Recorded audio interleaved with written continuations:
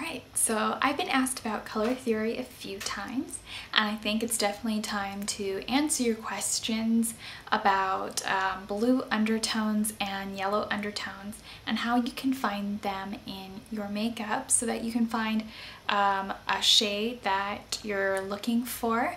Now, if you want to purchase something with a warm undertone or a cool undertone, that's completely up to you. There is definitely tons of ways out there to wear whatever color you like and make it more flattering.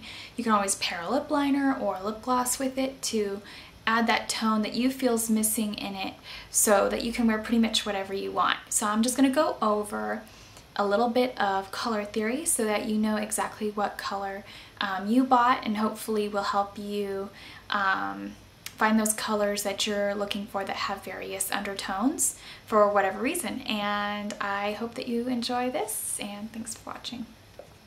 There are three primary shades in the color wheel, and they are blue, red, which is the hottest, warmest primary shade, and yellow, which is another cool toned shade. So the reason why you will hear people mention the words cool and warm and blue and yellow is because they're referring to colors that basically fit into these primary color categories that basically have the undertones of these categories. If you're referring to something like, let's say, neutral, you'll hear that so much in the makeup world. We are referring to a color that contains all three shades. A little bit of yellow, a little bit of red, and a little bit of blue makes beige. So you'll notice if you ever use neutral eyeshadows, or if you're neutral in skin tone, when you go to rinse out your makeup brushes, when you lay them out to dry, you'll notice that those dyes may come out of your makeup brushes and you'll end up with blue and red and yellow like on your clean towel.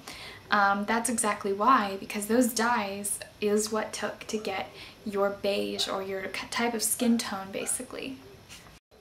Colors in the opposite direction of the color wheel are known as complementary colors. So if you'd like to complement, let's say, the whites of your eyes or the whites of your teeth by making them appear more fluoride and more white, you would go for more blue-based lip shade or eye color shade and whatnot to counteract yellow undertones in your skin tone and in your makeup. So whenever you're looking for a color to help make your whites look whiter, you'll hear people say, well, look for a blue toned lipstick. So how is it that you know that your lipstick has a blue tone to it? I'm going to take two pretty good examples.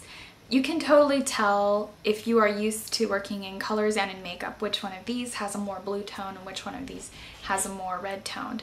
Obviously, if you hold the actual blue color up to it, is it more vibrant against the orange shade, or is it more vibrant against the sort of raspberry shade? It's probably more likely more vibrant against this shade since it's on the opposite end of the color wheel. Anything that's on the opposite end of the color wheel, it's not that it's not going to go together, it's just that it's really going to pop and be very electric. So now you know that this is the orangey one.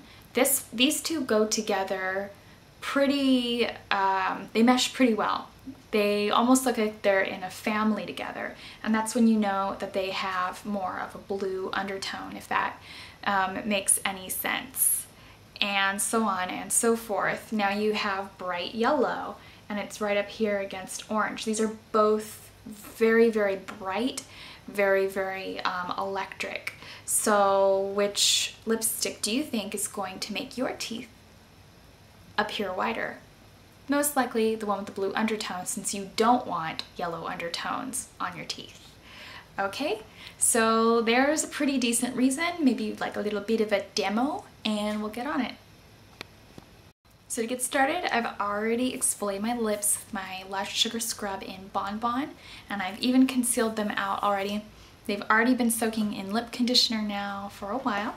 So now I'm going to take MAC's Chromographic Liner, and this is in High Def Cyan.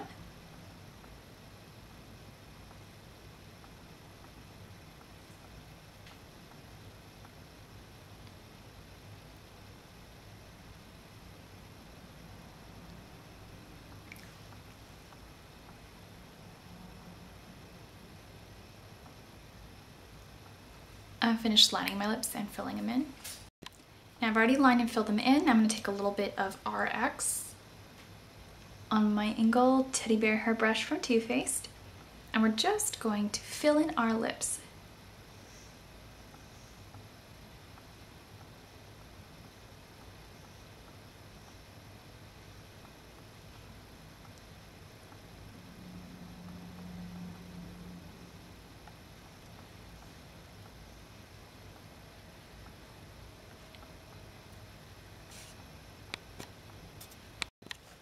Now I'm going to add a little bit of Strumpet from OCC, and you're going to be able to see in this tutorial that it's not going to neutralize it because it's already got plenty of blue in it.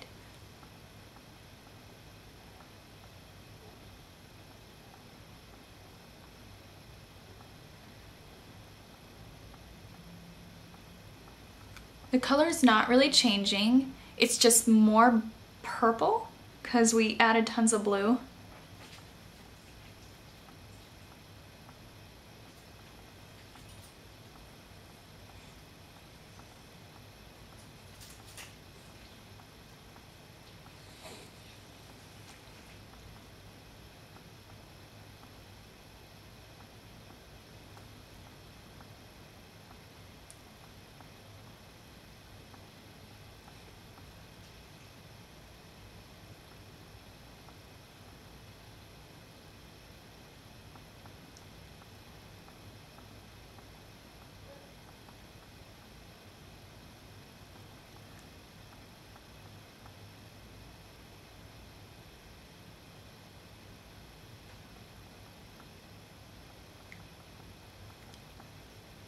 Now these tones have definitely meshed together very attractively because they are, like I said, in the same family. Had we put on something with a more orange undertone, we could have ended up with very muddy, very brown lips.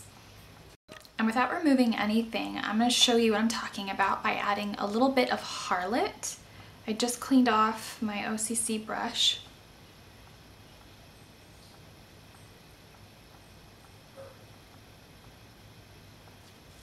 Just sort of watching it clean each time I go in.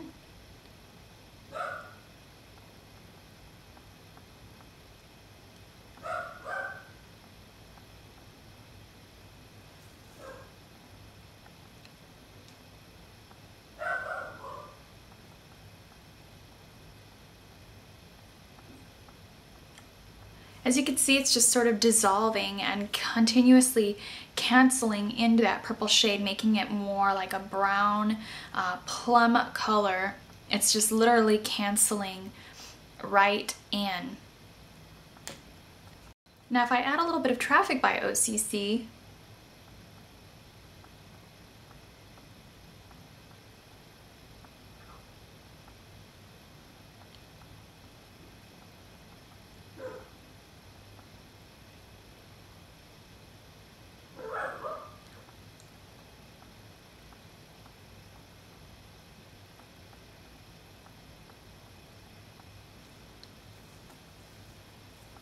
it definitely starts getting more muddy looking because there's absolutely no likeness to yellow and red at all, aside from the fact that they are both bright and sunny.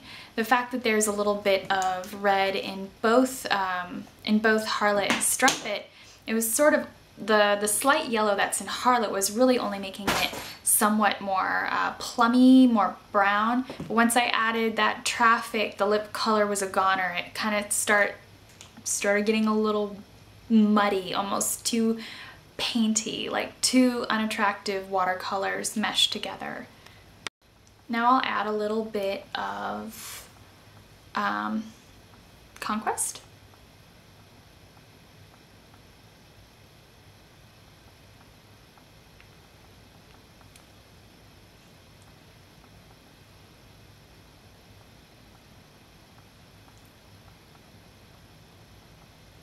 And that beige just totally took the muddy thing and put it way over the top because we added way too much. Now it's way too much neutralization. Now it's just a kind of not a pretty neutral color. It's really just a very muddy neutral. neutral color.